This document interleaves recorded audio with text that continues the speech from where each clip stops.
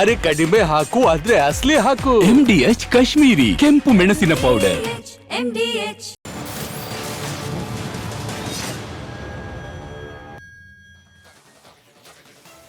ನಮಸ್ಕಾರ, ಬಿಗ್ ಮಾರ್ನಿಂಗ್ಗೆ ಸ್ವಾಗತ. ನಾನು ಶ್ರೀಪಾದ್ ಪಾಟೀಲ್. ಸುದ್ದಿಗಳನ್ನು ಗಮನಿಸೋಣ. ಅದಕ್ಕಿಂತ ಮುಂಚೆ ನಮ್ಮ ಪ್ರತಿನಿಧಿಗಳು ಕೂಡ ವಿವಿಧ ಸುದ್ದಿಗಳನ್ನು ಕೊಡೋದಕ್ಕೆ ಜಾಯ್ನ್ ಆಗಿದ್ದಾರೆ. KSRTC ನೌಕರರಿಗೆ ಎಸ್ಮಾ ಜಾರಿ ಆಗಿರುವಂತಹ ವಿಚಾರಕ್ಕೆ ಸಂಬಂಧಪಟ್ಟಂತೆ ಡೀಟೇಲ್ಸ್ ಅನ್ನ ಕೊಡೋದಕ್ಕೆ ನಮ್ಮ ಪ್ರತಿನಿಧಿ ವೀರೇಶ್ ಈಗ ನೇರ ಸಂಪರ್ಕದಲ್ಲಿದ್ದಾರೆ. ಇನ್ನು ಮತ್ತೊಂದು ಕಡೆ ಬಿಕ್ಲಿ ಶಿವ ಮರ್ಡರ್ ಕೇಸ್ನ ವಿಚಾರಕ್ಕೆ ಸಂಬಂಧಪಟ್ಟಂತೆ ಏನೆಲ್ಲ ಬೆಳವಣಿಗೆ ಆಗ್ತಾ ಇದೆ ಈ ಬಗ್ಗೆ ಡೀಟೇಲ್ಸ್ ಅನ್ನ ಕೊಡೋದಕ್ಕೆ ಮಾದೇಶ್ ಕೂಡ ನೇರ ಸಂಪರ್ಕದಲ್ಲಿದ್ದಾರೆ. ಇಬ್ಬರನ್ನ ವೆಲ್ಕಮ್ ಮಾಡ್ಕೊಳ್ತಾ ಅವರ ಸುದ್ದಿ ಬಂದಾಗ ಮತ್ತೆ ಅವರನ್ನ ಸಂಪರ್ಕ ಮಾಡೋಣ. ಈಗ ಮೊದಲ ಸುದ್ದಿಯನ್ನ ಗಮನಿಸೋಣ. KSRTC ನೌಕರರ ಮುಷ್ಕರಕ್ಕೆ ಸರ್ಕಾರ ಅಂಕುಶವನ್ನ ಹಾಕ್ತಾ ಇದೆ. ಸಾರಿಗೆ ನೌಕರರ ವಿರುದ್ಧ ಎಸ್ಮಾ ಅಸ್ತ್ರ ಪ್ರಯೋಗವನ್ನ ಈಗ ಸರ್ಕಾರ ಮಾಡಿದೆ. ಈ ಎಸ್ಮಾ ಜಾರಿಗೆ ಬಂದರೆ ಇವತ್ತಿನಿಂದ ಮುಂದಿನ 5-6 ತಿಂಗಳ ಕಾಲ ನೌಕರರು ಮುಷ್ಕರವನ್ನ ಮಾಡುವಂತಿಲ್ಲ. 6 ತಿಂಗಳು ನೌಕರರು ಮುಷ್ಕರವನ್ನ ನಡೆಸುವಂತಿಲ್ಲ. ಪ್ರತಿಭಟನೆಯನ್ನು ನಡೆಸಿದಂತೆ ಕಾರ್ಮಿಕ ಇಲಾಖೆ ಎಸ್ಮಾ ಜಾರಿ ಮಾಡಿದೆ. ಆಗಸ್ಟ್ 5ನೇ ತಾರೀಕಿಂದ ಮುಷ್ಕರಕ್ಕೆ ಸಾರಿಗೆ ನೌಕರರು ಮುಂದಾಗಿದ್ರು ತಮ್ಮ ಬೇಡಿಕೆಯನ್ನು ಈಡೇರಿಸಿ ಅಂತ ಹೇಳಿ. ಆದರೆ ಅಗತ್ಯ ಸೇವಾ ನಿರ್ವಹಣಾ ಕಾಯ್ದೆ 2013 ಅಡಿ ಎಸ್ಮಾ ಜಾರಿ ಮಾಡಿ ಈಗ ಆದೇಶವನ್ನು ಹೊರಡಿಸಿದೆ. ಅಲ್ಲಿಗೆ ಸಾರಿಗೆ ನೌಕರರು ಪ್ರತಿಭಟನೆಯನ್ನ ಮಾಡಬೇಕು ಅಂತ ಏನು ಪ್ಲಾನ್ ಮಾಡ್ಕೊಂಡಿದ್ರು ಆಗಸ್ಟ್ 5ನೇ ತಾರೀಕಿಂದ, ಅದು ಎಲ್ಲವೂ ಕೂಡ ಸ್ಟಾಪ್. ಎಸ್ಮಾ ಜಾರಿಯಿಂದ ಈಗ ಸಾರಿಗೆ ನೌಕರರು ಮುಷ್ಕರ ಮಾಡುವಂತಿಲ್ಲ. 6 ತಿಂಗಳು ನೌಕರರು ಮುಷ್ಕರ ಮಾಡುವಂತಿಲ್ಲ. ಎಸ್ಮಾ ಜಾರಿಯಾಗಿದೆ. ಪ್ರತಿಭಟನೆಯನ್ನ ನಡೆಸಿದಂತೆ ಕಾರ್ಮಿಕ ಇಲಾಖೆ ಈಗ ಎಸ್ಮಾನ ಜಾರಿ ಮಾಡಿದೆ.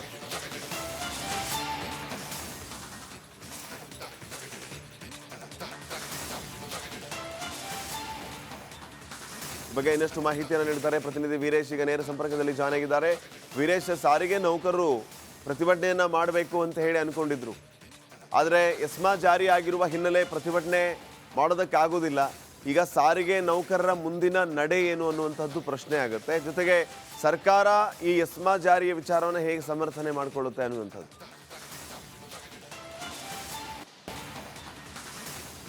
ಶ್ರೀಪಾದ್ ಪಾಟೀಲ್, ಆಗಸ್ಟ್ 5ಕ್ಕೆ ಸಾರಿಗೆ ಮುಷ್ಕರಕ್ಕೆ ಸಾರಿಗೆ ಮುಖಂಡರು ಕರೆ ಕೊಟ್ಟಿದ್ರು. ಬಟ್ ಇದೀಗ ಸರ್ಕಾರ ಈಗ ಎಸ್ಮಾ ಜಾರಿ ಮಾಡಿದೆ. ಕಾರ್ಮಿಕ ಇಲಾಖೆ ಅಂದರೆ 5-6 ತಿಂಗಳ ಯಾವುದೇ ರೀತಿಯ ಮುಷ್ಕರ ಮಾಡಂಗಿಲ್ಲ ಅಂತ ಒಂದು ಕಡೆ ನೋಟಿಸ್ ನೀಡಿದೆ. ಹೀಗಾಗಿ ಇಲ್ಲಿ ಒಂದು ಕಡೆ ಸಾರಿಗೆ ಮುಖಂಡರು ಒಂದು ಕಡೆಗೆ ಆಕ್ರೋಶ ಕಾರಣವಾಗಿದೆ ಸರ್ಕಾರದ ವಿರುದ್ಧ. ಯಾಕಂದರೆ ಈ ಹಿಂದೆ ಕಳೆದ ಬಾರಿ ಆ ಮುಷ್ಕರಕ್ಕೆ ಕರೆ ಕೊಟ್ಟರು, CM ಭರವಸೆ ನೀಡಿದ್ರು, ಸಭೆ ಮಾಡಿದ್ರು. ಸಭೆಯಲ್ಲಿ ಇನ್ನೂ ಬೇಡಿಕೆ ಈಡೇರಿಲ್ಲ. ಮತ್ತೊಂದು ಕಡೆ ಕಳೆದ ಬಾರಿ ಸಭೆ ಮಾಡಿದ್ರು, ಅಲ್ಲಿ ಸಹ ನಿಮ್ಮ ಭರವಸೆನ ಈಡೇರಿಸಿದ ಮಾತು ಕೊಟ್ಟಿದ್ರು, ಅಲ್ಲಿ ಸಹ ಅವರ ಬೇಡಿಕೆ ಈಡೇರಿಸಿಲ್ಲ. ಹೀಗಾಗಿ ಮುಖಂಡರು ರೊಚ್ಚಿಗೆದ್ದಿದ್ರು, ಆಕ್ರೋಶ ಹೊರಹಾಕಿದ್ರು. ಹೀಗಾಗಿ ಆಗಸ್ಟ್ 5ಕ್ಕೆ ಒಂದು ಕಡೆ ಮುಷ್ಕರಿಗೆ ಕರೆ ಕೊಟ್ಟಿದ್ರು. ಬಟ್ ಇದೀಗ ಕಾರ್ಮಿಕ ಇಲಾಖೆ ಎಸ್ಮಾ ಜಾರಿ ಮಾಡಿದೆ. ಅಕಸ್ಮಾತ್ ಏನಾದರೂ ಇವರು ಎಸ್ಮಾ ಅಂದರೆ ಈ ಒಂದು ಕಾಯ್ದೆಯನ್ನು ಉಲ್ಲಂಘನೆ ಮಾಡಿ ಮುಷ್ಕರ ಮಾಡಿದರೆ ನೌಕರರು ವಜೇಸ ಮಾಡ್ಬೋದು. ಈ ಹಿಂದೆ ಆಗಿತ್ತು, ಸಮಸ್ಯೆ ಆಗಿತ್ತು, ನೌಕರರ ಮೇಲೆ ಕೇಸ್ಗಳು ಬಿದ್ದಿದ್ವು, ಕೆಲವು ನೌಕರು ಸಸ್ಪೆಂಡ್ ಆಗಿದ್ರು. ಈ ಸಮಸ್ಯೆ ಆಗಬಾರ್ದೆಂಬ ದೃಷ್ಟಿಯಿಂದ ಆಗುತ್ತೆ ಎಂಬ ದೃಷ್ಟಿಯಿಂದ ಈಗ ಎಸ್ಮಾ ಜಾರಿ ಮಾಡಿದರೆ ನೌಕರರು ಮುಂದಿನ ದಿನಗಳಲ್ಲಿ ಮುಷ್ಕರಕ್ಕೆ ಭಾಗಿಯಾಗ್ತಾರಾ ಇಲ್ವಾ ಎಂಬುದು ಕಾದು ಮತ್ತು ಮುಖಂಡರು ಇವತ್ತು ಸಭೆ ಮಾಡ್ತಾರೆ. ಸಭೆಯಲ್ಲಿ ಸರ್ಕಾರದ ವಿರುದ್ಧ ಯಾವ ನೀತಿ ನಿಲುವನ್ನು ತೆಗೆದುಕೊಡ್ತಾರೆ ಎಂಬುದು ಕಾದು ನೋಡಬೇಕಾಗುತ್ತೆ. ಯಾಕಂದರೆ ಎಸ್ಮಾ ಜಾರಿ ಆಗಿದೆ, ಯಾವುದೇ ರೀತಿಯ ಮುಷ್ಕರ ಮಾಡಂಗಿಲ್ಲ ಅಂತ ಒಂದು ತಿಳಿಸಿದೆ. ಬಟ್ ಮುಖಂಡರ ನಿರ್ಧಾರ ಏನೆಂಬುದು ಇನ್ನೂ ಕೆಲವೇ ಗಂಟೆಗಳಲ್ಲಿ ಗೊತ್ತಾಗಲಿ. ಒಂದು ಕಡೆ ಪ್ರೆಸ್ ಮೀಟ್ ಮಾಡಲಿದ್ದಾರೆ. ಯಾಕಂದರೆ ಇವರು ಪ್ರಮುಖ ಬೇಡಿಕೆ ಒಂದು ಕಡೆ ವೇತನ ಪರಿಷ್ಕರಣೆ, ಮತ್ತೊಂದು ಕಡೆ ಹಿಂಬಾಕಿ 38 ತಿಂಗಳ ಹಿಂಬಾಕಿ ನೀಡಬೇಕಂತ ಒಂದು ಕಡೆ ಒತ್ತಾಯ ಜೊತೆಗೆ ಮನವಿ ಮಾಡಿದ್ರು. ಸರ್ಕಾರ ಇದುವರೆಗೂ ಈಡೇರಿಸಿಲ್ಲ. ಹೀಗಾಗಿ ಈ ಒಂದು ದೃಷ್ಟಿಯಿಂದ ಒಂದು ಕಡೆ ಮುಷ್ಕರಿಗೆ ಕರೆ ಕೊಟ್ಟಿದ್ರು. ಬಟ್ ಇದೀಗ ಕಾರ್ಮಿಕ ಇಲಾಖೆ ಇದೀಗ ಎಸ್ಮಾ ಜಾರಿ ಮಾಡಿದೆ. ಮುಖಂಡರು ಇನ್ನು ಕೆಲವೇ ಗಂಟೆಯಲ್ಲಿ ಸಭೆ ಮಾಡ್ತಾರೆ. ಸಭೆಯಲ್ಲಿ ನಿರ್ಧಾರ ಯಾವ ರೀತಿ ಇರುತ್ತೆ ಎಂಬುದು ಒಂದು ಕಡೆ ಸ್ಪಷ್ಟಪಡಿಸ್ತಾರೆ. ಸರ್ಕಾರದ ವಿರುದ್ಧ ಮತ್ತೇನಾದರೂ ಮುಷ್ಕರಕ್ಕೆ ಮಾಡೇ ಮಾಡ್ತಾರೆ ಎಂಬುದೊಂದು ಕಡೆ ಹೇಳ್ಬೋದು. ಯಾಕಂದ್ರೆ ಈ ಬಾರಿ ನಾವು ಮುಷ್ಕರ ಮಾಡೇ ಮಾಡ್ತೀವಿ ಕಡೆ ಕರೆ ಕೊಟ್ಟಿದ್ದಾರೆ. ಬಟ್ ಎಸ್ಮಾ ಜಾರಿಯಿಂದ ನಿರ್ಧಾರ ಯಾವ ರೀತಿ ಇರುತ್ತೆ ಎಂಬುದು ಇನ್ನು ಕೆಲವೇ ಗಂಟೆಯಲ್ಲಿ ಕಾದು ನೋಡಬೇಕಾಗುತ್ತೆ. ಶ್ರೀಪಾದ್ ಪಾಟೀಲ್, ಓಕೆ, ಧನ್ಯವಾದ ಮಾಹಿತಿಗಾಗಿ. ಥ್ಯಾಂಕ್ ಯು ಮಹೇಶ್, ಮಾಹಿತಿಗಾಗಿ. ಇನ್ನು ಮಂಗಳೂರಿನಲ್ಲಿ ಬಹುಕೋಟಿ ವಂಚಕನನ್ನ ಪೊಲೀಸರು ಅರೆಸ್ಟ್ ಮಾಡಿದ್ದಾರೆ. ಮಂಗಳೂರಿನ ಜಪ್ಪಿನಮೊಗರಿನಲ್ಲಿ ಆರೋಪಿಯನ್ನ ಸೆರೆ ಹಿಡಿಯಲಾಗಿದೆ. ನಟೋರಿಯಸ್ ವಂಚಕ ರೋಹನ್ ಸಲ್ಢಾನಾ ಅಂಧರಾಗಿರುವಂಥದ್ದು. ACP ರವೀಶ್ ನಾಯಕ್ ನೇತೃತ್ವದಲ್ಲಿ ಕಾರ್ಯಾಚರಣೆ ನಡೆದಿದೆ. 500 ಕೋಟಿಯವರೆಗೂ ಸಾಲದ ಆಮಿಷವೊಡ್ಡಿದ್ದಂತೆ ಈ ಆರೋಪಿ ಬಲೆಗೆ ಬಿದ್ದವರಿಂದ 50 ಲಕ್ಷದಿಂದ 4 ಕೋಟಿ ರೂಪಾಯಿ ಪಂಗನಾಮ ಹಾಕಿದ್ದಾನೆ. ಇನ್ನು ಆರೋಪಿಯ ಮನೆಯಲ್ಲಿ ಲಕ್ಷಾಂತರ ರೂಪಾಯಿ ಮೌಲ್ಯದ ಮದ್ಯದ ಬಾಟ್ಲಿಗಳನ್ನು ಕೂಡ ವಶಕ್ಕೆ ಪಡೆಯಲಾಗಿದೆ. ಅಂದರೆ ಯಾವ ರೀತಿ ಈತ ಕೆಲಸ ಮಾಡ್ತಾ ಇದ್ದ, ಈತ ಯಾವ ರೀತಿ ವಂಚನೆ ಮಾಡಿದ್ದ ಅನ್ನುವಂಥದ್ದೆಲ್ಲವೂ ಕೂಡ ಈಗ ಬಹಿರಂಗ ಆಗಿದೆ.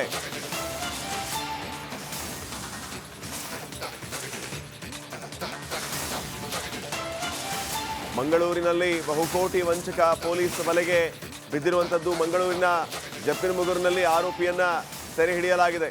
ನಟೋರಿಯಸ್ ವಂಚಕ ರೋಹನ್ ಸಲ್ಡಾನಾ ಅಂಧರಾಗಿದ್ದಾನೆ. ಎಸಿಪಿ ರವೀಶ್ ನಾಯಕ್ ನೇತೃತ್ವದಲ್ಲಿ ಕಾರ್ಯಾಚರಣೆ ನಡೆದಿರುವಂತಹದ್ದು. 500 ಕೋಟಿ ರೂಪಾಯಿವರೆಗೂ ಸಾಲದ ಆಮಿಷ ಒಡ್ಡಿದ್ದ ಈ ಆರೋಪಿ. ಇನ್ನ ಈತನ ಬಲೆಗೆ ಬಿದ್ದವರಿಂದ 50 ಲಕ್ಷದಿಂದ 4 ಕೋಟಿ ರೂಪಾಯಿ ಪಂಗನಾಮ ಹಾಕ್ತಾ ಇದ್ದ ಈತ.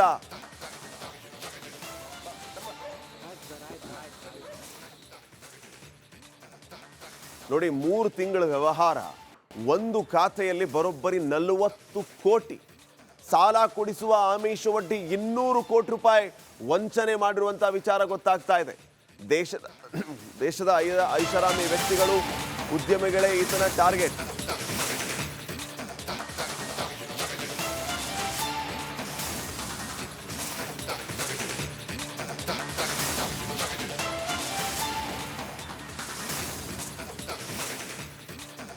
ದೇಶದ ಐಷಾರಾಮಿ ವ್ಯಕ್ತಿಗಳು, ಉದ್ಯಮಿಗಳೇ ಈತನ ಟಾರ್ಗೆಟ್. ಮಂಗಳೂರು ಪೊಲೀಸರ ಅತಿಥಿಯಾಗಿದ್ದಾನೆ ರೋಹನ್ ಸಲ್ಡಾನಾ. ಜಾಗದ ವ್ಯವಹಾರ, ಸಾಲ ನೀಡುವ ನೆಪದಲ್ಲಿ ನಂಬಿಸಿ ಮೋಸ ಮಾಡ್ತಾ ಇದ್ದ. ಜಪ್ಪಿನಮಗುರುವಿನ ಐಷಾರಾಮಿ ಬಂಗಲೆಗೆ ಕರೆದು ವ್ಯವಹಾರ ಮಾಡ್ತಾ ಇದ್ದ. ಈತನ ಬಂಗಲೆ, ಜೀವನ ಶೈಲಿಗೆ ಉದ್ಯಮಿಗಳು ಮನಸೋಲ್ತಾ ಇದ್ರು. ಕೋಟಿ ಕೋಟಿ ಸಾಲ ಕೊಡೋದಾಗಿ ಉದ್ಯಮಿಗಳಿಗೆ ಈತ ಮೆಗಾ ವಂಚನೆಯನ್ನು ಮಾಡ್ತಾ ಇದ್ದ.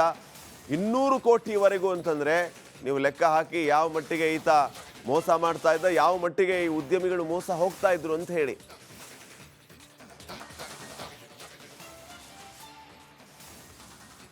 ಇನ್ನಷ್ಟು ಅಪ್ಡೇಟ್ಸ್ ಅನ್ನ ಕೊಡ್ತಾರೆ ಪ್ರತಿನಿಧಿ ದಿನೇಶ್. ಈಗ ಫೋನ್ ಸಂಪರ್ಕದಲ್ಲಿ. ದಿನೇಶ್, ಏನೆಲ್ಲ ಅಪ್ಡೇಟ್ಸ್ ಕೊಡ್ತೀರಿ ವಿಚಾರವಾಗಿ? ಎಷ್ಟು ವರ್ಷಗಳಿಂದ ಈತ ಇದೇ ರೀತಿಯ ಮೋಸದ ದಂಧೆಯಲ್ಲಿ ತೊಡಗಿದ್ದ, ಹೇಗೆ ಗೊತ್ತಾಯ್ತು ಅಂತ?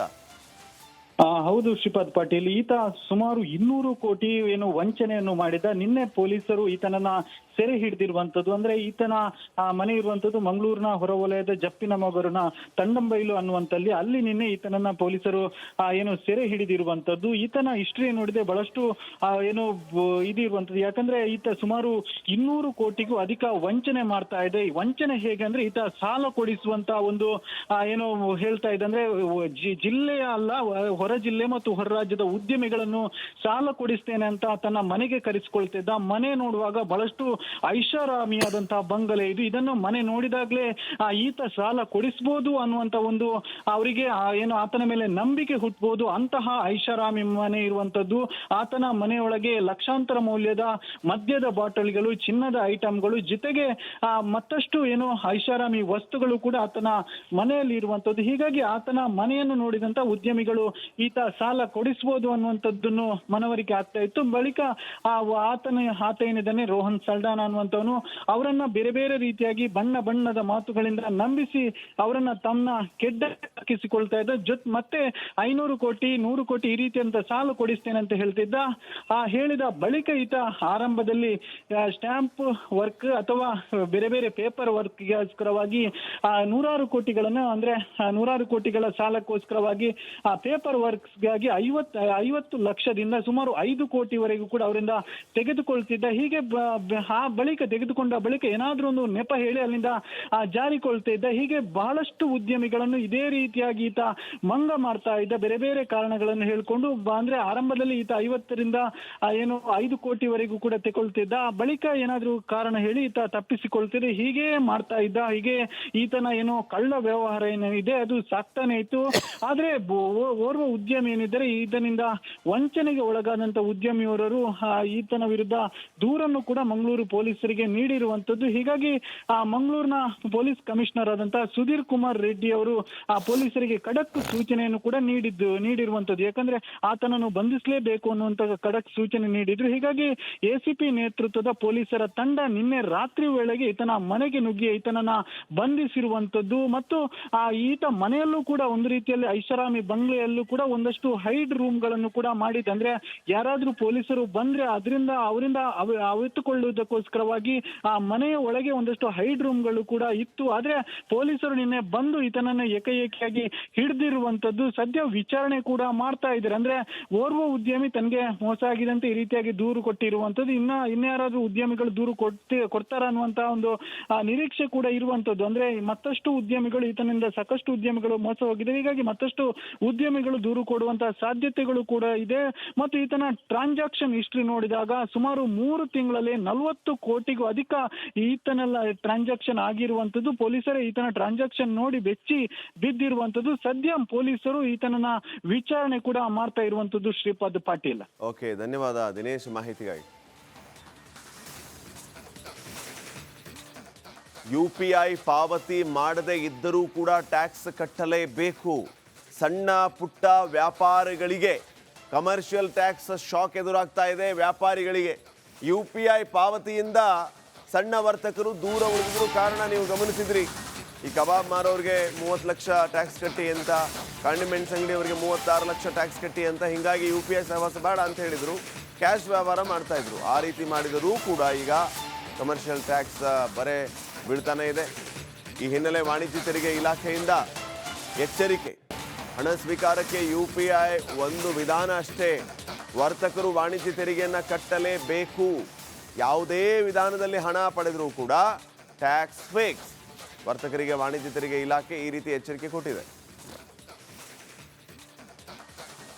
ಈಗ ಸಣ್ಣ ಪುಟ್ಟ ವ್ಯಾಪಾರಿಗಳಿಗೆ ಈ ವಾಣಿಜ್ಯ ತೆರಿಗೆ ಅಧಿಕಾರಿಗಳು ಟ್ಯಾಕ್ಸ್ ಕಟ್ಟುವಂತೆ ನೋಟಿಸ್ ಕೊಟ್ಟಿರುವಂಥ ಕಾರಣಕ್ಕಾಗಿ ಬಹುತೇಕ ಬೆಂಗಳೂರಲ್ಲಿ ಈ ಒಂದು UPI ಮೂಲಕ ವಹಿವಾಟೇನು ಮಾಡ್ತಾ ಇದ್ರು ಅದನ್ನು ಸ್ಥಗಿತಗೊಳಿಸಲಾಗ್ತಾ ಇದೆ. ಅದಕ್ಕೆ ಕೊಡುವಂತಹ ಕೆಲಸ ಕೂಡ ಮಾಡಲಾಗ್ತದೆ.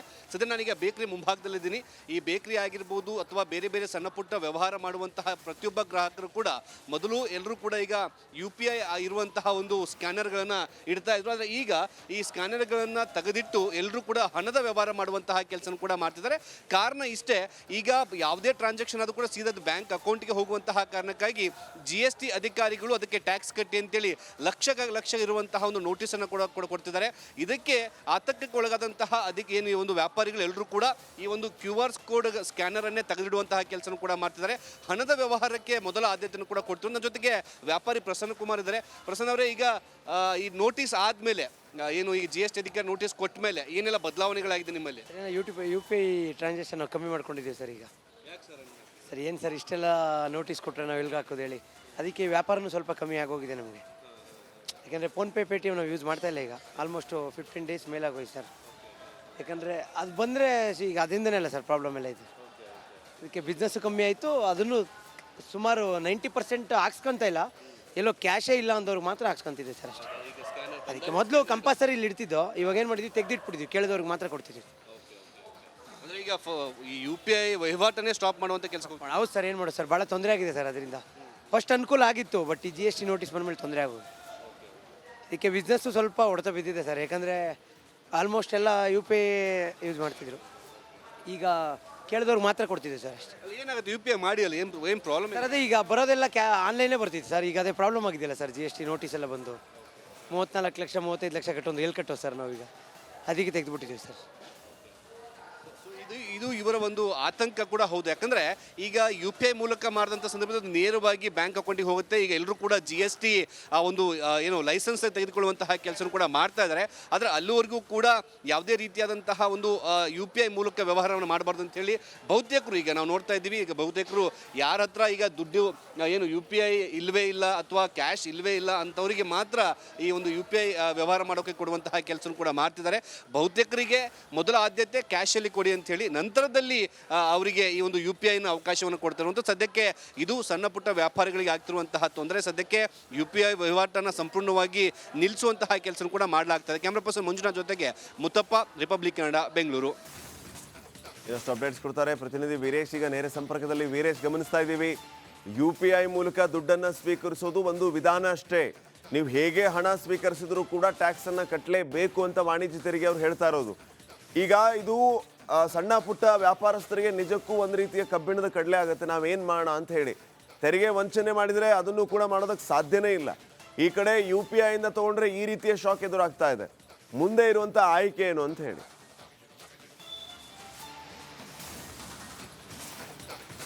ಶ್ರೀಪಾದ್ ಪಟೇಲ್ GST ಕಾಯ್ದೆ ಅನ್ವಯ ಇದೀಗ ವಾಣಿಜ್ಯ ತೆರಿಗೆ ಇಲಾಖೆ ಒಂದು ಕಡೆ ಸಣ್ಣ ವ್ಯಾಪಾರಿಗಳಿಗೆ ಶಾಕ್ ಕೊಟ್ಟಿದೆ. ಯಾಕಂದರೆ ಸುಮಾರು ವಹಿವಾಟು ಇರುತ್ತೆ. ಯಾಕಂದರೆ ಕಬಾಬ್ ಮಾರುವ ಮಾಲೀಕನಿಗೆ 6 ಕೋಟಿ ವಹಿವಾಟು ಇರುತ್ತೆ.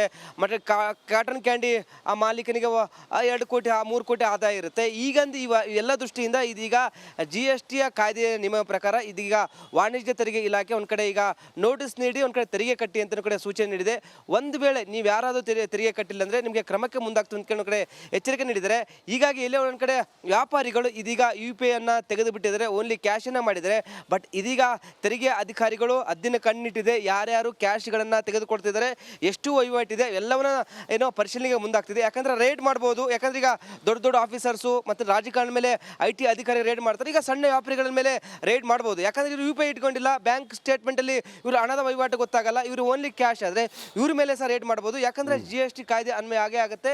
ಹೀಗಾಗಿ ನೀವು ಟ್ಯಾಕ್ಸ್ ಕಟ್ಟಲೇಬೇಕಂದ್ರೆ ಒಂದು ಕಡೆ IT ಅಂದ್ರೆ ತೆರಿಗೆ ಅಧಿಕಾರಿಗಳು ಒಂದು ಕಡೆ ಸಣ್ಣ ವ್ಯಾಪಾರಿಗಳಿಗೆ ಒಂದು ಕಡೆ ಎಚ್ಚರಿಕೆ ಸಹ ನೀಡಿದೆ. ಇದರ ನಡುವೆ ಈಗ ವ್ಯಾಪಾರಿ ಸಂಘದವರು ಒಂದು ಕಡೆ ತೆರಿಗೆ ಆಫೀಸರ್ಸ್ ಮತ್ತು ಸರ್ಕಾರಕ್ಕೆ ಮನವಿ ಸಹ ಮಾಡ್ತಿದ್ದಾರೆ. ಯಾಕಂದ್ರೆ ನಾವು ಸಣ್ಣ ವ್ಯಾಪಾರಿಗಳು ದಿನಕ್ಕೆ ಕಡಿಮೆ ದುಡ್ತಿದ್ದೇವೆ, ನಾವು ಟ್ಯಾಕ್ಸ್ ಕಟ್ಟಕ್ಕಾಗಲ್ಲ. ಈಗ ಏನಾದರೂ ನಮಗೆ ತೆರಿಗೆ ವಿನಾಯಿತಿ ನೀಡಬೇಕಂತ ಒಂದು ಕಡೆ ಸರ್ಕಾರಕ್ಕೆ ಮತ್ತೊಂದು ಕಡೆ ಕೇಂದ್ರ ಸರ್ಕಾರಕ್ಕೆ ಒತ್ತಾಯ ಮಾಡ್ತಿದ್ದಾರೆ. ಈ ಒಂದು ದೃಷ್ಟಿಯಿಂದ ಮಾಹಿತಿಗಾಗಿ ವಾಲ್ಮೀಕಿ ನಿಗಮ ಆಯಿತು, ಅಂಬೇಡ್ಕರ್ ನಿಗಮದ ಸರದಿ. ಈಗ ತುಮಕೂರಿನಲ್ಲಿ ಅಂಬೇಡ್ಕರ್ ನಿಗಮದ ಕರ್ಮಕಾಂಡ ಬಯಲಾಗ್ತಾ ಇದೆ. ಗಂಗಾ ಕಲ್ಯಾಣ ಯೋಜನೆಯ ಅಡಿಯಲ್ಲಿ ಭಾರಿ ಅಕ್ರಮದ ವಾಸನೆ ಬಡಿತಾ ಇದೆ. ರಿಪಬ್ಲಿಕ್ ಕನ್ನಡದ ಬಿಗ್ ಎಕ್ಸ್ಕ್ಲೂಸಿವ್ ಸ್ಟೋರಿ ಇದು. ಟೆಂಡರ್ ಸಿಗದ ಕಂಪನಿಗೆ ಬೋರ್ವೆಲ್ ಕೊರೆಯೋದಕ್ಕೆ ಅನುಮತಿ ನೀಡಿರುವ ಆರೋಪ ಕೇಳಿ ಬರ್ತಾ ಇದೆ. ವೈಯಕ್ತಿಕವಾಗಿ ಆದೇಶಿಸಿದ್ದರು ಮಾಜಿ ಜಿಲ್ಲಾ ವ್ಯವಸ್ಥಾಪಕಿ ಸರೋಜಾದೇವಿ ಅವರ ಎಡವಟ್ಟಿನಿಂದ 34 ಫಲಾನುಭವಿಗಳಿಗೆ ಈಗ ಸಂಕಷ್ಟ ಎದುರಾಗಿದೆ. ಬೋರ್ವೆಲ್ ಕೊರೆದು 4 ವರ್ಷಗಳಿಂದಲೂ ಕೂಡ ಪಂಪ್ಸೆಟ್, ವಿದ್ಯುತ್ ಸಂಪರ್ಕ ಯಾವುದು ಕೂಡ ಸಿಗ್ತಾ ಇಲ್ಲ. ನಿಗಮದ ಕಚೇರಿಗೆ ಅಲೆದು ಫಲಾನುಭವಿಗಳು ಹೈರಾಣಾಗಿದ್ದಾರೆ. 34 ಜನರಿಗೆ ಸಮಸ್ಯೆ ಆಗ್ತಾ ಇದೆ. ಬೋರ್ ಕೊರೆದು 4 ವರ್ಷ ಆಗಿದೆ, ಆದರೂ ಕೂಡ ಇವರಿಗೆ ಪಂಪ್ಸೆಟ್ ಸಿಗ್ತಾ ಇಲ್ಲ, ವಿದ್ಯುತ್ ಸಂಪರ್ಕ ಸಿಗ್ತಾ ಇಲ್ಲ. ನಿಗಮದ ಕಚೇರಿಗೆ ಇವರು ಅಲೆದು ಸುಸ್ತಾಗಿದ್ದಾರೆ.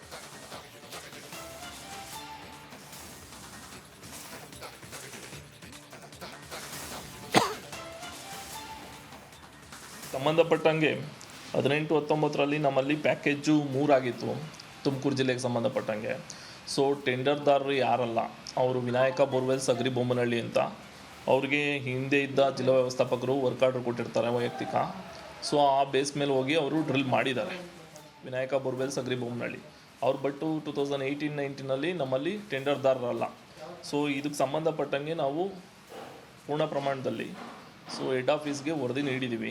ಸೊ ವಿತ್ GPS ಫೋಟೋ ಮೂಲಕ ನಾವು ಎಲ್ಲ ಬೆನಿಫಿಷರಿ ಜಮೀನನ್ನು ಸ್ಥಳ ಪರಿಶೀಲನೆ ಮಾಡಿ ವರದಿ ಕೇಳಿದರು, ಅದಕ್ಕೆ ವರದಿನೂ ಕೊಟ್ಟಿದ್ದೀವಿ. ಎಸ್ಟರ್ಡೇ ಕೂಡ ನಮ್ಮ ಹೆಡ್ ಆಫೀಸಿಂದ ಟೀಮ್ ಬಂದಿತ್ತು. ಈ ವರದಿಗೆ ಸಂಬಂಧಪಟ್ಟಂಗೆ ಪೂರ್ಣ ಪ್ರಮಾಣದಲ್ಲಿ ಲೀಸ್ಟು ಕಡ್ತಾ ಎಲ್ಲ ತೊಗೊಂಡೋಗಿದ್ದಾರೆ. ಸೊ ಅದಕ್ಕೆ ಸಂಬಂಧಪಟ್ಟಂಗೆ ಅಲ್ಲಿ ಡಿಸೈಡ್ ಮಾಡಿ ನಮಗೆ ಹೇಳ್ತಾರೆ, ಅದ್ರ ಪ್ರಕಾರ ನಾವು. ನಮ್ಮದು ಅಂಬೇಡ್ಕರ್ ಅಭಿವೃದ್ಧಿ ನಿಗಮದಲ್ಲಿ ಗಂಗಾ ಕಲ್ಯಾಣ ಯೋಜನೆಯಡಿ ನಮ್ಮದು ಬೋರ್ವೆಲ್ ಮಂಜೂರಾಯಿತು ಸರ್. 19-20ನೇ ಸಾಲಿನ ಮಂಜೂರಾಯಿತು. 20ನೇ ಸಾಲಿನಲ್ಲಿ ನಮಗೆ ಬೋರ್ವೆಲ್ ಕೂಡ ಕೊರೆದಿರ್ತಾರೆ ಸರ್. 20ರಲ್ಲಿ ನಮ್ಗೆ ಕೊರೆದಿದ್ದಾರೆ ಸರ್. ನಮಗೆ ನೀರು ಕೂಡ ಸಿಕ್ತು ದೇವ್ರ ದಯೆಯಿಂದ. ಅದನ್ನು ನಾವು ನಿಕ್ಕರಿಂದ ಮುಂದೆ ನೀವೇ ಮಾಡ್ಕೊಳ್ಳಿ, ಅಡಿಕೆ ಗಿಡ ಇಟ್ಕೊಳ್ಳಿ, ನಮ್ಮಿಂದ ಪಂಪು ಮೋಟ್ರು ಎಲ್ಲ ಸಿಗುತ್ತೆ ಅಂತ ಹೇಳಿದ್ರು ಸರ್. ಅದನ್ನು ಹೆಚ್ಕೊಂಡು ಅಧಿಕಾರಿಗಳು ಕೊಟ್ಟ ಆಶ್ವಾಸನೆ ಮೇರೆಗೆ ನಾವು ಅಡಿಕೆ ಗಿಡ ತೆಂಗಿನ ಗಿಡ ಕಟ್ಕೊಂಡು ಸರ್ 4-5 ವರ್ಷ ಆಯಿತು ಸರ್. ಇದುವರೆಗೂ ಪಂಪು ಮೋಟ್ರು ಕೊಡ್ತಾಯಿಲ್ಲ. ಏನಕ್ಕೆ ಅಂತ ಕೇಳಿದರೆ ಸರ್ಕಾರದಿಂದ ದುಡ್ಡು ಬಂದಿಲ್ಲ, ನಾಳೆಗೆ ಬನ್ನಿ ನಾಡಿದ್ದು ಬನ್ನಿ ಅಂತ ಅಲಿಸ್ತಾನೇ ಇದ್ದಾರೆ. 5 ವರ್ಷ ಆಯಿತು ಸರ್. ಇದುವರೆಗೂ ನಾವು ಅಲ್ದು ಸಾಕಾಯಿತು. ಬಂದು ಸೂಕ್ತ ಮಾಹಿತಿ ಕೊಡ್ತಿಲ್ಲ, ಏನಕ್ಕೆ ಬರ್ತಿಲ್ಲ, ಏನಕ್ಕೆ ಅದು ಪಂಪು ಮೋಟ್ರು ನಿಮಗೆ ಕೊಡೋಕ್ಕಾಗ್ತಿಲ್ಲ ಅಂತ ಹೇಳ್ಬಿಟ್ಟು. ನಾವು ಕಟ್ಟಿರೋ ಅಡಿಕೆ ಗಿಡ ತೆಂಗಿನ ಗಿಡ ಒಣಗೋಗ್ಬಿಟ್ಟವೆ ಸರ್. ಆದರೂ ಇವ್ರ ಕಡೆಯಿಂದ ನಮಗೆ ಯಾವುದೇ ರೀತಿ ಅನುಕೂಲ ಆಗ್ತಿಲ್ಲ ಸರ್. 2018-19ನೇ ಸಾಲಿನಲ್ಲಿ ಅಂಬೇಡ್ಕರ್ ಅಭಿವೃದ್ಧಿನಲ್ಲಿ 106 ಫಲಾನುಭವಿಗಳಿಗೆ ಪರಿಶಿಷ್ಟ ಜಾತಿಯ ಮಂಜೂರಾಗಿರುತ್ತೆ ಸರ್, ಜಾತಿಯವರಿಗೆ, ಜನಾಂಗಕ್ಕೆ. ಆದರೆ 2021ರಲ್ಲಿ ಬೋರ್ವೆಲ್ಲನ್ನು ಕೊರೆದಿರ್ತಾರೆ ಸರ್. ಕೊರೆದಾದ ಮೇಲೆ ನೀರು ಕೂಡ ಸಿಕ್ಕಿರುತ್ತೆ. ಆ ನೀರು ಸಿಕ್ಕಿದ ಖುಷಿನಲ್ಲಿ ಇನ್ನು ಅಧಿಕಾರಿಗಳು ನಮಗೆ ಭರವಸೆ ಕೊಟ್ಟೋಗ್ತಾರೆ, ಇನ್ನು 2-3 ತಿಂಗಳಲ್ಲಿ ಮೋಟ್ರು, ಪಂಪು, TC, ಕಂಬ ಎಲ್ಲವೂ ಕೂಡ ಬರುತ್ತೆ ಅಂತ ಹೇಳಿರ್ತಾರೆ. ಅದೇ ಖುಷಿನಲ್ಲಿ ನಾವೇನು ಮಾಡಿವೋ ಅಡಿಕೆ ಮತ್ತು ತೆಂಗುಗಳನ್ನೆಲ್ಲ ನೆಟ್ಟು ಸರ್ ಈ ಪರಿಸ್ಥಿತಿಯಲ್ಲಿ ಇದ್ದೀವಿ ಸರ್. ದಯವಿಟ್ಟು ನಮಗೆ ತುಂಬ ಕಷ್ಟ ಆಗ್ತಾ ಇದೆ. ನಮಗೆ ಈ ಸರ್ಕಾರಕ್ಕೆ ಮನವಿ ಮಾಡ್ತಾ ಇದ್ದೀವಿ ಏನಪ್ಪ ಅಂದರೆ ಸಂಬಂಧಪಟ್ಟ ಅಧಿಕಾರಿಗಳೇನಿದ್ದಾರೋ ಇನ್ನು ಇದೇ ವಿಚಾರಕ್ಕೆ ಸಂಬಂಧಪಟ್ಟಂತೆ ಮತ್ತಷ್ಟು ಡೀಟೇಲ್ಸ್ ಅನ್ನ ನಮ್ಮ ಪ್ರತಿನಿಧಿ ಜಗದೀಶ್ ನೇರ ಸಂಪರ್ಕದಲ್ಲಿ ನೀಡ್ತಾ ಹೋಗ್ತಾರೆ. ಜಗದೀಶ್, ಈಗ ಅಕ್ರಮ ಆಗಿದೆ, ಅಧಿಕಾರಿಗಳು ಏನ್ ಹೇಳ್ತಾ ಇದ್ದಾರೆ, ಏನೇನು ಡೀಟೇಲ್ಸ್ ಇದೆ ವಿಚಾರಕ್ಕೆ ಸಂಬಂಧಪಟ್ಟಂತೆ ಜಗದೀಶ್? ಅಶ್ವಿನಿ, ತುಮಕೂರಿನ ಅಂಬೇಡ್ಕರ್ ಅಭಿವೃದ್ಧಿ ನಿಗಮದಲ್ಲಿ ಕಳೆದ 4 ವರ್ಷದ ಹಿಂದೆ ಗಂಗಾ ಕಲ್ಯಾಣ ಯೋಜನೆ ಅಡಿ ಬೋರ್ವೆಲ್ ಅನ್ನು ಕೂಡ ಕೊಟ್ಟಿರುವಂತದ್ದು. ಆದ್ರೆ ಇದುವರೆಗೂ ಕೂಡ ಅವರಿಗೆ ಪಂಪ್ ಸೆಟ್ ಅನ್ನ ಕೊಡಲು ಈಗ ಇನ್ಸೆಟ್ ಅನ್ನ ಕೂಡ ಆಗ್ತಾ ಇರ್ತಕ್ಕಂಥ ಅಂದ್ರೆ ಅಂದಿನ ಒಂದು ಜಿಲ್ಲಾ ವ್ಯವಸ್ಥಾಪಕಿ ಸರೋಜಾದೇವಿ ಮಾಡಿದಂತ ಒಂದು ಎಡವಟ್ಟಿನಿಂದ ಇವತ್ತು 34 ಫಲಾನುಭವಿಗಳು ಇವತ್ತು ಕಚೇರಿಗೆ ಅಲೆದು ಹೈರಾಣ ಆಗಿರ್ತಕ್ಕಂಥದ್ದು. ಅಂದ್ರೆ ಈ ಒಂದು ಘಟನೆ ನೋಡಿದ್ರೆ 2018 ಮತ್ತೆ 19ನೇ ಸಾಲಿನಲ್ಲಿ ಗಂಗಾ ಕಲ್ಯಾಣ ಯೋಜನೆ ಅಡಿಯಲ್ಲಿ ತುಮಕೂರು ಜಿಲ್ಲೆಯ ಒಟ್ಟು 106 ಜನ ಫಲಾನುಭವಿಗಳು ಕೂಡ ಆಯ್ಕೆ ಆಗಿರ್ತಾರೆ. ಅದರಲ್ಲಿ 34 ಜನರಿಗೆ 2021ರಲ್ಲಿ ಬೋರ್ವೆಲ್ ಅನ್ನ ಕೂಡ ಕೊರೆಯಲಾಗುತ್ತೆ. ಆದ್ರೆ ಅಂದಿನಿಂದ ಇಂದಿನವರು ಕೂಡ ಅವರಿಗೆ ಯಾವುದೇ ರೀತಿ ಅಂದ್ರೆ ಪಂಪ್ ಸೆಟ್ಗಳನ್ನ ಕೊಡುವಂಥದ್ದು ಮತ್ತೆ ವಿದ್ಯುತ್ ಸಂಪರ್ಕವನ್ನ ಕೊಡದೆ ಒಂದು ಕಳ್ಳಾಟವನ್ನು ಕೂಡ ಆಡ್ತಾ ಇರ್ತಕ್ಕಂಥ ಅಂದ್ರೆ ಕಾರಣವನ್ನ ಕೇಳಿದ್ರೆ 2021ರಲ್ಲಿ ಅಂದಿನ ಜಿಲ್ಲಾ ವ್ಯವಸ್ಥಾಪಕ ಆಗಿದ್ದಂತಹ ಸರೋಜಾದೇವಿ ಅವರು ಏನು ಈ ಸರ್ಕಾರದ ಒಂದು ಆದೇಶವಿಲ್ಲದಂದ್ರೆ ಟೆಂಡರ್ ಆಗದೇನೆ ಇವರು ಒಂದು ಮೌಖಿಕವಾಗಿ ಒಂದು ಆದೇಶವನ್ನು ಕೂಡ ಕೊಟ್ಟಿರ್ತಕ್ಕಂಥ ಅದರಿಂದ ಒಂದು ಟೆಂಡರ್ ಕೊಡುವಂತ ಒಂದು ಗುತ್ತಿಗೆದಾರ ಹೋಗಿ ಬೋರ್ವೆಲ್ ಅನ್ನ ಕೂಡ ಕೊಟ್ಟಿರ್ತಕ್ಕಂಥದ್ದು. ಇದರಿಂದ ಹಣ ಕೂಡ ಬಿಡುಗಡೆ ಆಗದೆ ಈಗ ಸಮಸ್ಯೆಗೆ ಸಿಲುಕಿರ್ತಕ್ಕಂಥದ್ದು. ಅಂದ್ರೆ ಗಂಗಾ ಕಲ್ಯಾಣ ಯೋಜನೆಯ ಒಂದು ಬೋರ್ವೆಲ್ ಅನ್ನ ನಂಬಿ ರೈತರು ಏನೋ ಅಡಿಕೆಗೆ ಆಗಿರ್ಬೋದು ಮತ್ತೆ ತೆಂಗು ಇನ್ನಿತರ ಬೆಳೆಗಳನ್ನ ಕೂಡ ಬೆಳೆದಿರ್ತಕ್ಕಂಥದ್ದು. ಆದ್ರೆ ಇದುವರೆಗೂ ಕೂಡ ಅವ್ರಿಗೂ ನೀರಿಲ್ಲದೆ ಎಲ್ಲವೂ ಕೂಡ ಬೆಳೆಗಳು ಒಣಗಿ ಹೋಗಿರ್ತಕ್ಕಂಥದ್ದು. Ashwini. All right Jagadish, thank you ಡೀಟೇಲ್ಸ್ಗೆ. ಮಾಜಿ ಸಚಿವ ಶಾಸಕ ಪ್ರಭು ಚೌಹಾಣ್ ಪುತ್ರದ ವಿರುದ್ಧ ಈಗ ದೂರೊಂದು ಕೇಳಿ ಬರ್ತಾ ಇದೆ. ನಿಶ್ಚಿತಾರ್ಥ, ದೈಹಿಕ ಸಂಪರ್ಕ, ಆ ನಂತರದಲ್ಲಿ ಮದುವೆಗೆ ಹಿಂದೇಟು ಹಾಕ್ತಾ ಇದ್ದಾರೆ ಅನ್ನುವಂತ ಆರೋಪ ಈಗ ಕೇಳಿ ಬರ್ತಾ ಇದೆ. ರಾಜ್ಯ ಮಹಿಳಾ ಆಯೋಗಕ್ಕೆ ದೂರನ್ನ ಕೂಡ ನೀಡಿದ್ದಾರೆ ಯುವತಿ. ನಿಶ್ಚಿತಾರ್ಥ, ದೈಹಿಕ ಸಂಪರ್ಕ, ಆ ನಂತರ ಮದುವೆಗೆ ಈಗ ಹಿಂದೇಟು ಹಾಕ್ತಾ ಇದ್ದಾರೆ ಅನ್ನುವಂತ ಮಾಹಿತಿ ಯುವತಿ ದೂರು ಕೂಡ ಕೊಟ್ಟಿದ್ದಾಳೆ. ನಿಶ್ಚಿತಾರ್ಥ ಮಾಡಿಕೊಂಡು ಆ ನಂತರದಲ್ಲಿ ಮದುವೆ ಆಗೋದಕ್ಕೆ ಹಿಂದೇಟು ಹಾಕ್ತಾ ಇದ್ದಾರೆ, ದೈಹಿಕ ಸಂಪರ್ಕ ಕೂಡ ಬೆಳೆಸಿದ್ದಾರೆ, ನನಗೆ ನ್ಯಾಯ ಕೊಡಿಸಿ ಅಂತ ಕೇಳ್ತಾ ಇದ್ದಾಳೆ ಯುವತಿ. 2023ರಲ್ಲಿ ಡಿಸೆಂಬರ್ 25ರಂದು ಎಂಗೇಜ್ಮೆಂಟ್ ಕೂಡ ಆಗಿದೆ, ಆ ಫೋಟೋಸ್ ಕೂಡ ಇದೆ. ಈಗ ಮದುವೆ ಆಗೋದಕ್ಕೆ ಹಿಂದೇಟನ್ನ ಹಾಕ್ತಾ ಇದ್ದಾರೆ. ಶಾಸಕ ಪ್ರಭು ಚೌಹಾಣ್ ಪುತ್ರ ಪ್ರತೀಕ್ ಜೊತೆಗೆ ನಿಶ್ಚಿತಾರ್ಥ ಆಗಿದೆ. ರಾಜ್ಯ ಮಹಿಳಾ ಆಯೋಗ ಮೆಟ್ಟಿಲೇರಿದ್ದಾಳೆ ಈ ಯುವತಿ, ದೂರನ್ನ ಕೂಡ ಕೊಟ್ಟಿದ್ದಾಳೆ. ನನಗೆ ನ್ಯಾಯ ಸಿಗಬೇಕು ಅಂತ ಕೇಳ್ಕೊಳ್ತಾ ಇದ್ದಾಳೆ, ಮನವಿಯನ್ನ ಮಾಡಿದ್ದಾಳೆ. ಪ್ರಭು ಚೌಹಾಣ್ ಪುತ್ರನ ವಿರುದ್ಧ ಈಗ ಆರೋಪ ಕೇಳಿ ಬರ್ತಾ ಇದೆ. प्रभु चौहान के बेटे के लिए प्रतीक चौहान, उसके साथ मेरी इंगेजमेंट हुई थी 25 दिसंबर 2023 को। और वो सब मतलब पूरे लोगों के सामने 5-10 हज़ार लोगों के सामने मेरी इंगेजमेंट हुई है। और अभी वो मुझसे इंगेजमेंट नहीं करेंगे बोल रहे हैं, तो उसके लिए मैं जस्टिस मांगने यहाँ पे आई हूँ। पूरी FIR पूरी कंप्लेन मैंने डिटेल में लिख के दिया है। मैंने पूरी कंप्लेन में लिख के दिया है। हाँ, मुझे जस्टिस चाहिए कि मेरे साथ ಇದೇ ವಿಚಾರಕ್ಕೆ ಸಂಬಂಧಪಟ್ಟಂತೆ ಮತ್ತಷ್ಟು ಡೀಟೇಲ್ಸ್ ಅನ್ನ ನಮ್ಮ ಪ್ರತಿನಿಧಿ ನೀಡ್ತಾ ಹೋಗ್ತಾರೆ. ಮುತ್ತಪ್ಪ ಲಮಾಡಿ ಫೋನ್ ಸಂಪರ್ಕದಲ್ಲಿ ಜಾಯ್ನ್ ಆಗಿದ್ದಾರೆ. ಮುತ್ತಪ್ಪ, ಗಮನಿಸ್ತಾ ಇದೀವಿ, if I am not wrong, ಈ ಕಂಪ್ಲೇಂಟ್ ಅನ್ನ, ಈ ದೂರನ್ನ ಈ ಯುವತಿ ಹಿಂದೆಯೂ ಕೂಡ ಮಾಡಿದ್ಲು. ಈಗ ನಿಶ್ಚಿತಾರ್ಥ ಆದ ನಂತರದಲ್ಲಿ ಮದುವೆಗೆ ನಿರಾಕರಣೆ ಮಾಡ್ತಾ ಇರೋದಕ್ಕೆ ಏನ್ ಕಾರಣ? ಇದ್ರ ಬಗ್ಗೆ ಏನಾದರೂ ಪ್ರತೀಕ್ ಆಗಿರ್ಬೋದು ಅಥವಾ ಪ್ರಭು ಚೌಹಾಣ್ ಆಗಿರ್ಬೋದು ಏನಾದರೂ ಹೇಳಿದಾರಾ, ಸ್ಟೇಟ್ಮೆಂಟ್ ಕೊಟ್ಟಿದ್ದಾರೆ? ಡೀಟೇಲ್ಸ್ ಏನಿದೆ ಮುತ್ತಪ್ಪ? ಅಶ್ವಿನಿ, ಈ ವಿಚಾರಕ್ಕೆ ಸಂಬಂಧಪಟ್ಟಂತೆ ಈ ಶಾಸಕ ಪ್ರಭು ಚೌಹಾಣ್ ಕುಟುಂಬ ಆಗ್ಲಿ ಅಥವಾ ಯಾರು ಕೂಡ ಪ್ರತಿಕ್ರಿಯೆಯನ್ನ ಕೊಟ್ಟಿಲ್ಲ. ಸದ್ಯಕ್ಕೆ ಯುವತಿ 2023 ಡಿಸೆಂಬರ್ನಲ್ಲಿ ಈ ಒಂದು ಶಾಸಕರ ಪುತ್ರನ ಜೊತೆಗೆ ಎಂಗೇಜ್ಮೆಂಟ್ ಆಗಿರುತ್ತೆ. ಸಾವಿರಾರು ಜನರ ಮುಂಭಾಗದಲ್ಲಿ ಎಂಗೇಜ್ಮೆಂಟ್ ಆದ ನಂತರದಲ್ಲಿ ಈತನ ಜೊತೆಗೆ ಆಕೆ ಬೇರೆ ಬೇರೆ ದೇವಸ್ಥಾನಗಳಿಗೆ ಹೋಗುವಂತಹ ಸಂದರ್ಭದಲ್ಲಿ ಅಥವಾ ಬೇರೆ ಎಲ್ಲೋ ವೆಕೇಶನ್ಗೆ ಹೋದಾಗ ಆತನ ಜೊತೆಗೆ ದೈಹಿಕ ಸಂಪರ್ಕ ಕೂಡ ಹೊಂದಿರ್ತಾಳೆ. ಏನು ಶಾಸಕರ ಪುತ್ರ ಕೂಡ ಈಕೆ ಜೊತೆಗೆ ದೈಹಿಕ ಸಂಪರ್ಕವನ್ನು ಹೊಂದಿರುವಂತಹ ಕಾರಣಕ್ಕಾಗಿ ಇವರಿಬ್ಬರು ಕೂಡ ತುಂಬಾ ಸಲಹೆಯಿಂದ ಇದ್ದು, ಆದ್ರೆ ಈಗ ಮದುವೆಗೆ ನಿರಾಕರಣೆ ಮಾಡ್ತಿರುವಂತಹ ಕಾರಣಕ್ಕಾಗಿ ಇವರು ಈ ವಿಚಾರಕ್ಕೆ ಸಂಬಂಧಪಟ್ಟಂತೆ ಅವ್ರ ಕುಟುಂಬದ ಜೊತೆಗೆ ಮಾತುಕತೆಗೆ ಹೋದಾಗ ಅಲ್ಲಿಯೂ ಕೂಡ ಗಲಾಟೆ ಆಗಿರೋದು ಕೂಡ ಸಾಕಷ್ಟು ವಿಡಿಯೋಗಳು ಕೂಡ ಬಂದಿದ್ದಾವೆ. ಸದ್ಯಕ್ಕೆ ಇವತ್ತಿಗೆ ಯಾವಾಗ ಈ ಶಾಸಕರ ಮನೆಯವರು ಮದುವೆಗೆ ಒಪ್ಪೋದಿಲ್ವೋ ಆಗ ಇವರು ಹೋಗಿ ಈಗ ದೂರನ್ನ ದಾಖಲು ಮಾಡುವಂತಹ ಕೆಲಸ ಮಾಡಿದ್ದಾರೆ. ಮಹಿಳಾ ಆಯೋಗಕ್ಕೆ ದೂರನ್ನು ದಾಖಲು ಮಾಡುವ ಮೂಲಕ ನನಗೆ ಶಾಸಕ ಪ್ರಭು ಚವ್ಹಾಣ್ ಕುಟುಂಬದಿಂದ ಅನ್ಯಾಯವಾಗಿದೆ, ಜೊತೆಗೆ ಅವರ ಪುತ್ರನ ಜೊತೆಗೆ ಒಂದು ಎಂಗೇಜ್ಮೆಂಟ್ ಆಗಿತ್ತು, ಎಂಗೇಜ್ಮೆಂಟ್ ಆದ ನಂತರ ನಾನು ಅವ್ರ ಜೊತೆಗೆ ರಿಲೇಶನ್ಶಿಪ್ ಅಲ್ಲೂ ಕೂಡ ಇದ್ದೆ, ಆದ್ರೆ ಈಗ ಮದುವೆಗೆ ನಿರಾಕರಣೆ ಮಾಡ್ತಿದ್ದ, ನನಗೆ ನ್ಯಾಯ ಕೊಡಿಸಿ ಅಂತೇಳಿ ಯುವತಿ ಪತ್ರದ ಮೂಲಕ ನಾನು ದೂರನ್ನು ಕೂಡ ದಾಖಲು ಮಾಡಿರುವಂತದ್ದು. ಈಗ ಮಹಿಳಾ ಆಯೋಗ ಕೂಡ ಈ ದೂರಿನಿಗೆ ಇರುವಂತಹ ಎಲ್ಲಾ ಸಾಕ್ಷ್ಯಾಧಾರಗಳನ್ನ ಕೂಡ ಕಲೆಕ್ಟ್ ಮಾಡಿಕೊಂಡು ಈಗ ದೂರನ್ನು ದಾಖಲೆ ಮಾಡಿಕೊಂಡು ಈ ಕೇಸ್ಗೆ ಸಂಬಂಧಪಟ್ಟಂತೆ ಸಮನ್ಸ್ ಜಾರಿ ಮಾಡುವಂತಹ ಸಾಧ್ಯತೆ ಹೆಚ್ಚಾಗಿರುವಂತದ್ದು. ಯಾಕಂದ್ರೆ ಯುವತಿಯ ಜೊತೆಗೆ ಈ ಒಂದು ಎಂಗೇಜ್ಮೆಂಟ್ ಆಗಿರೋದು ಎಲ್ಲ ಕುಟುಂಬದ ಎಲ್ಲರೂ ಕೂಡ ಒಪ್ಪಿಗೆ ಆಗಿರುವಂತಹ ಕಾರಣಕ್ಕಾಗಿ ಎಲ್ಲ ಗುರು ಹಿರಿಯರ ಮುಂಭಾಗದಲ್ಲೇ ಈ ಒಂದು ಎಂಗೇಜ್ಮೆಂಟ್ ಆಗಿದೆ. ಈಗ ಮದುವೆಗೆ ಯಾಕೆ ನಿರಾಕರಣೆ ಮಾಡ್ತಾ ಇದ್ದಾರೆ ಅನ್ನೋದು ಕೂಡ ಈಗ ಸ್ಪಷ್ಟವಾಗಿ ಗೊತ್ತಾಗ್ತಾ ಇಲ್ಲ.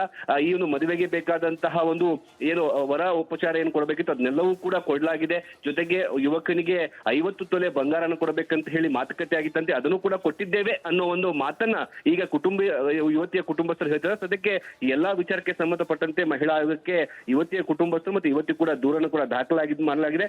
ಸದ್ಯಕ್ಕೆ ಮಹಿಳಾ ಆಯೋಗ ಕೂಡ ಶಾಸಕರ ಪುತ್ರನ ವಿರುದ್ಧ ಈಗ ದೂರನ್ನ ಪಡೆದುಕೊಂಡು ವಿಚಾರ ನಡೆಸುವಂತಹ ಸಾಧ್ಯತೆ ಇದೆ.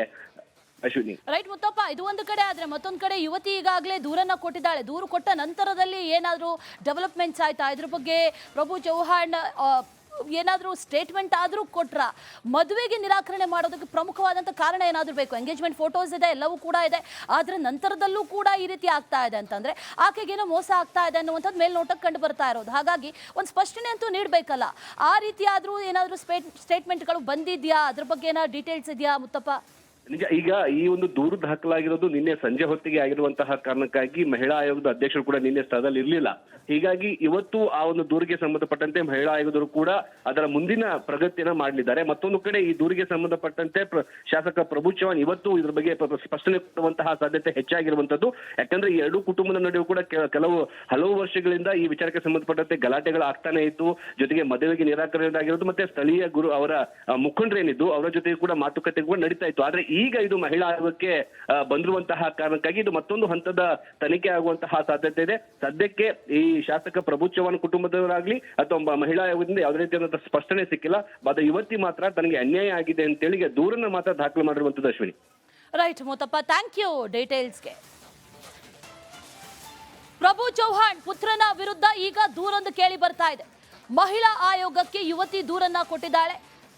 ಆ ದೂರಲ್ಲಿ ಹೇಳ್ತಾ ಇರೋದೇನಂತಂದ್ರೆ 2023ರಲ್ಲಿ ಎಂಗೇಜ್ಮೆಂಟ್ ಆಗಿದೆ, ಇನ್ನೂ ಕೂಡ ಮದುವೆ ಆಗಿಲ್ಲ. ಮದುವೆ ಆಗಬೇಕು ಅಂತ ಹೇಳಿದ್ರೆ ಅದಕ್ಕೆ ನಿರಾಕರಣೆ ಮಾಡ್ತಾ ಇದ್ದಾರೆ. ಕಾರಣ ಏನು ಅಂತ ಗೊತ್ತಿಲ್ಲ. ಹಾಗಾಗಿ ಪ್ರಭು ಚವ್ಹಾಣ್ ಇದ್ರ ಬಗ್ಗೆ ಏನಾದರೂ ಸ್ಪಷ್ಟನೆಯನ್ನ ನೀಡ್ತಾರಾ? ಕಾದ್ ನೋಡಬೇಕು. ಅದರ ಜೊತೆಯಲ್ಲಿ ಪ್ರತೀಕ್ ವಿರುದ್ಧ ಕೇಳಿ ಬರ್ತಾ ಇರುವಂತಹ ಆರೋಪ, ಅವ್ರೇನು ಹೇಳ್ತಾರೆ? ಯಾಕಾಗಿ ಮದುವೆ ನಿರಾಕರಣೆ ಮಾಡ್ತಾ ಇರೋದು? ಎಂಗೇಜ್ಮೆಂಟ್ ಆಗಿದೆ, ಅದಕ್ಕೆ ಸಂಬಂಧಪಟ್ಟಂತ ಆಧಾರಗಳು ಕೂಡ ಇದೆ, ಪುರಾವೆಗಳಿದೆ.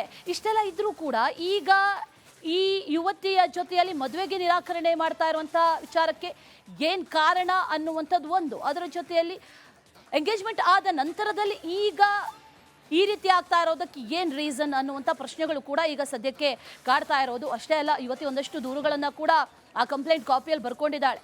ಎಂಗೇಜ್ಮೆಂಟ್ ಆದ ನಂತರದಲ್ಲಿ ದೈಹಿಕ ಸಂಪರ್ಕ ಕೂಡ ಬೆಳೆಸಿದ್ದಾರೆ. ಈಗ ನನ್ನನ್ನು ಮದುವೆ ಆಗೋದಕ್ಕೆ ನಿರಾಕರಣೆ ಮಾಡ್ತಾ ಇದ್ದಾರೆ. ಹಾಗಾಗಿ ದಯವಿಟ್ಟು ನಂಗೆ ನ್ಯಾಯ ಕೊಡಿಸಿ ಅಂತ ಮಹಿಳಾ ಆಯೋಗಕ್ಕೆ ಯುವತಿ ದೂರನ್ನ ಕೂಡ ಕೊಟ್ಟಿದ್ದಾಳೆ.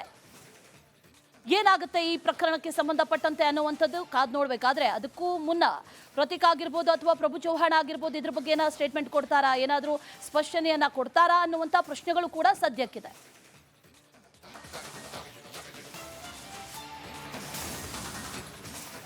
ಸಿಎಂ ಸಿದ್ದರಾಮಯ್ಯ ಅವರ ಬಳಿ ಫೇಸ್ಬುಕ್ ಕ್ಷಮೆ ಕೇಳಿದೆ. ಮೆಟಾದಲ್ಲಿ ಕನ್ನಡದ ಅನುವಾದ ಮಾಡಲಾಗಿದೆ, ಆದರೆ ಆ ಅನುವಾದ ಒಂದಷ್ಟು ಲೋಪ ಆಗಿದೆ. ಆ ಲೋಪಕ್ಕೆ ಈಗ ಕ್ಷಮೆ ಕೇಳಿರೋದು. ನೈಜ ಅರ್ಥವೇ ಬೇರೆ. ಈ ಟ್ರಾನ್ಸ್ಲೇಟ್ ಮಾಡುವಂತ ಸಂದರ್ಭದಲ್ಲಿ ಬಹಳಷ್ಟು ಬಾರಿ ಗಮನಿಸಿರ್ತೀವಿ, ಇಂಗ್ಲಿಷಲ್ಲಿ ಇರುವಂತ ಅರ್ಥನೇ ಬೇರೆ, ಆದರೆ ಕನ್ನಡಕ್ಕೆ ಬಂದಂತಹ ಸಂದರ್ಭದಲ್ಲಿ ಅದರ ಅರ್ಥವೇ ಬೇರೆ ಆಗಿರುತ್ತೆ. ಅದು ಬೇರೆನೇ ಅರ್ಥ ಕೊಡುತ್ತೆ, ಅದರಿಂದ ಇನ್ನೇನೋ ಆಗ್ಬಿಡುತ್ತೆ. ಆ ರೀತಿ ಆಗಿರೋದು. ನೈಜ ಅರ್ಥವೇ ನಾಶವಾಗಿದೆ ಅಂತ ಸಿಎಂ ಕಿಡಿಕಾರಿದ್ರು. ಸಿದ್ದರಾಮಯ್ಯ ಟ್ವೀಟ್ ಮಾಡಿದ ಬೆನ್ನಲ್ಲೇ ಫೇಸ್ಬುಕ್ ಎಚ್ಚೆತ್ತುಕೊಂಡಿದೆ, ಕ್ಷಮೆ ಕೇಳಿದೆ. ಸಮಸ್ಯೆ ಸರಿ ಮಾಡಿದ್ದೇವೆ, ತಪ್ಪಿಗೆ ಕ್ಷಮೆ ಕೇಳ್ತೇವೆ ಅಂತ ಮೆಟಾ ಹೇಳಿದೆ. ಮೆಟಾ ಮಾತ್ರ ಸಂಸ್ಥೆ. ಫೇಸ್ಬುಕ್ನಿಂದ ಈಗ ಸ್ಪಷ್ಟನೆಯನ್ನ ನೀಡಲಾಗಿದೆ. ಅಲ್ಲಿ ಗಮನಿಸ್ತಾ ಇದೀವಲ್ಲ, ಸಿಎಂ ಮಾಡಿರುವಂತಹ ಟ್ವೀಟ್ ಇದು. ಆ ಟ್ವೀಟ್ ಅನ್ನ ಕೂಡ ಗಮನಿಸ್ತಾ ಇದ್ದೀವಿ. ಸಿಎಂ ಸಿದ್ದರಾಮಯ್ಯ ಪಾಸ್ಡ್ ಅವೇ ಎಸ್ಟರ್ಡೇ ಅನ್ನುವಂಥ ವಿಚಾರವನ್ನ ಅಲ್ಲಿ ಬರೆದಿರೋದು. ಸಿಎಂ ಅವ್ರು ಬರೆದಿರೋದು ಕನ್ನಡದಲ್ಲಿ, ಆ ಕನ್ನಡದಲ್ಲಿ ಇಂಗ್ಲಿಷ್ಗೆ ತರ್ಜುಮೆ ಮಾಡುವಂಥ ಸಂದರ್ಭದಲ್ಲಿ ಈ ಮಿಸ್ಟೇಕ್ ಆಗಿದೆ. ಈ ದೊಡ್ಡ ತಪ್ಪಿಗೆ ಈಗ ಫೇಸ್ಬುಕ್ ಕ್ಷಮೆ ಕೂಡ ಕೇಳಿದೆ.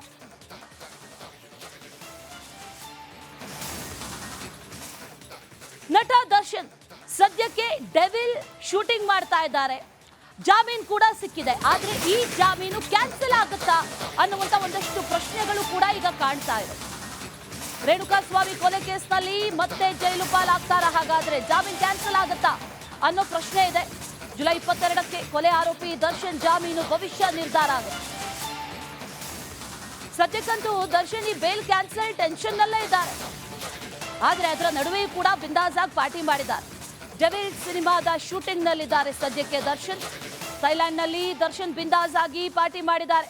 ಆ ಪಾರ್ಟಿಯ ವಿಜುವಲ್ಸ್, ಆ ಪಾರ್ಟಿಯ ವಿಡಿಯೋಸ್, ಅದನ್ನೆಲ್ಲವನ್ನು ಕೂಡ ಗಮನಿಸ್ತಾ ಇದ್ದೀವಿ. ಥೈಲ್ಯಾಂಡ್ ಅಲ್ಲಿದ್ದಾರೆ. ಥೈಲ್ಯಾಂಡ್ ಅಲ್ಲಿ ಪತ್ನಿ ಮಗನ ಜೊತೆಗೆ ತೆರಳಿದ್ದಾರೆ. ಶೂಟಿಂಗ್ 10 ದಿನದ ಶೂಟಿಂಗ್ ಇದೆ. ಡೆವಿಲ್ ಸಿನಿಮಾದ ಶೂಟಿಂಗ್ ನಡೀತಾ ಇದೆ ಸದ್ಯಕ್ಕೆ. ಅಲ್ಲಿ ಬಿಂದಾಸ್ ಆಗಿ ಪಾರ್ಟಿ ಮಾಡಿರೋದು. ಬೇಲ್ ಟೆನ್ಷನ್ ಇದೆ. ಬೇಲ್ ಕ್ಯಾನ್ಸಲ್ ಆಗುತ್ತಾ ಅನ್ನುವಂಥ ಪ್ರಶ್ನೆ. ಅದರ ಭವಿಷ್ಯ 22ಕ್ಕೆ ನಿರ್ಧಾರ ಆಗುತ್ತೆ. ಏನಾಗುತ್ತೆ, ಬೇಲ್ ಕ್ಯಾನ್ಸಲ್ ಆಗುತ್ತಾ ಅಥವಾ ಇಲ್ವಾ, ಏನು ಎತ್ತ ಅನ್ನುವಂಥದ್ದು ಗೊತ್ತಾಗುತ್ತೆ. ಆದರೆ ಅದ್ರ ಮಧ್ಯೆ ಈಗ ಸದ್ಯಕ್ಕೆ ಫಾರಿನ್ ಟ್ರಿಪ್ ಹೋಗಿದ್ದಾರೆ. ಸುಮಾರು 1 ವರ್ಷದ ಅವಧಿಯಲ್ಲಿ ಹೋಗೋದಕ್ಕಿರಲಿಲ್ಲ ಎಲ್ಲೂ ಕೂಡ. ಆ ನಂತರದಲ್ಲಿ ಹೋಗಿರುವಂಥ ಮೊದಲ ಟ್ರಿಪ್ ಇದು. ಹಾಗಾಗಿ ಈಗ ಅಲ್ಲಿ ಬಿಂದಾಸಾಗಿ ಪಾರ್ಟಿ ಮಾಡಿರುವಂಥ ಒಂದಷ್ಟು ವಿಜುವಲ್ಸ್ ಕೂಡ ಲಭ್ಯ ಆಗ್ತಾ ಇದೆ ನೋಡಿ. ಇದರ ಕೆಂಪು ಬಣ್ಣ ಅದ್ಭುತ, ಖಾರ ಕಡಿಮೆ ಆದರೂ ರುಚಿಕರ. MDH ಕಾಶ್ಮೀರಿ.